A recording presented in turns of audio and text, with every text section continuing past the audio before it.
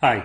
In this lecture, we're going to step back a little bit and we're going to think about how do we model people? Because a lot of models that are going to be concerning us are models of people and groups of people like firms and governments and organizations. So if we want to write good models of those things, then we've got to have good models of the parts, good models of the people. Okay, modeling people is tricky. The physicist Murray Gell-Mann once famously said, imagine how difficult physics would be if electrons could think. So what did he mean by that? What he meant was that if you take an electron or a carbon atom or even a water molecule, it doesn't think. It doesn't try and make sense of the world. It doesn't have any goals or objectives or anything like that, no beliefs. And so it's pretty straightforward to model how those things function. When you look at people, people are much more complicated, right? We're purposeful. We've got goals, we've got objectives, we've got things we want to do, we've got ways of seeing the world, we've got belief structures. We're messy. And because of that, you just don't quite know how we're going to behave.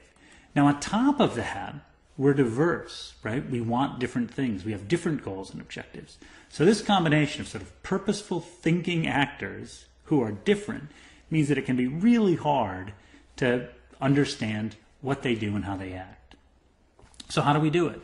Well, we're going to talk about three basic frameworks. The first framework is called the rational actor model. Now, in this framework, what you do is you assume that people optimize. Now, this is unrealistic, and I'll talk about this in the next lecture in some detail, but it's a good benchmark. So one way to think about it is just to assume, let's just assume people have some sort of goal and they optimize their goal. Okay? Second thing, we can assume what we call a behavioral model. Now, here what you do is you sort of gather up all sorts of data about how real people actually do make decisions and choices and act.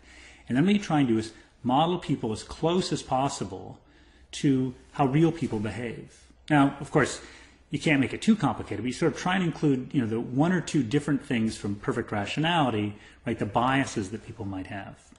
All right, and then the third thing we'll look at is even simpler, which are sort of rule-based models. So here what we're going to do is instead of really digging deep into psychology, we're just going to assume that people follow rules and then see how those things add up. Now, what we're going to see is in some cases, which of these three things we assume matters a lot, and in other cases, which of these three things we assume doesn't matter very much at all. And so how we model people and whether it's really important that we get it exactly right is going to be a function of the particular model we're playing with. And we'll look at that a little bit later on in this unit. Okay, but first let me just give a little bit more background. So how does a rational actor model work? In a rational actor model, you assume that there's an objective function. There's literally a mathematical function that someone's trying to maximize, right? So that could be, if you're a person, maximizing happiness or utility. If you're a firm, it could be maximizing profits or market share. Or if you're a government, if you're running for office, it could be maximizing the number of votes.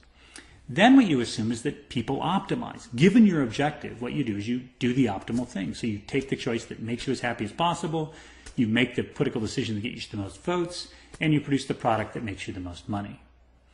Let me be more specific. So suppose you're an economist and you sit down and think, how many hours should someone choose to work? Well, what you do is you'd write down a function, a utility function. You say the utility depends on consumption and on leisure. And you might assume that it's like this one, it's the square root of consumption times the square root of leisure. Now, why would you assume that? Well, the square root function, right, starts out up and then sort of slowly falls off. So that means the first bit of consumption is really good, but then it becomes worth less. And the first bit of leisure is really good, right? The first hour of vacation is great, but by a week you're sort of ready to get back to work. So that also falls off. They've got what they call diminishing returns. So this function sort of says consumption is good, but it becomes less good the more you have. Leisure is good, but it becomes less good the more you have. Well, this is your function, and then what you do is you just choose consumption and leisure, depending on how much they cost, to maximize that. Now, that may not be exactly what you do. You might not be sitting at home writing down functions and solving these equations about what to do, but economists sort of assume that you do that. It's as if you do that, right? That you come close enough to doing that this is a worthwhile model. Now, the rational actor models come under a lot of criticism, and particularly of late, according to just basic data, right? And so there's a movement within economics called the behavioral revolution, but this has also been going on in psychology for about 100 years. Namely, that is you should actually, instead of assuming people are rational, you should just go out and look and see what people do. And if you observe what people do, you'll find out that they're not rational, and they're not rational in systematic ways. Recently, this whole research paradigm has been really propped up through evidence from neuroscience, right? So you can actually look at the structure of the brain, look at how people think in particular situations, and you can see, in fact, why they're thinking in ways that the rational actor model would consider to be irrational. So those are sort of two benchmarks. On the one hand, you can assume people are rational. On the other hand, you can assume that, well, people sort of do what people do. Now, this other thing, this people doing what people do, is going to be a lot messier.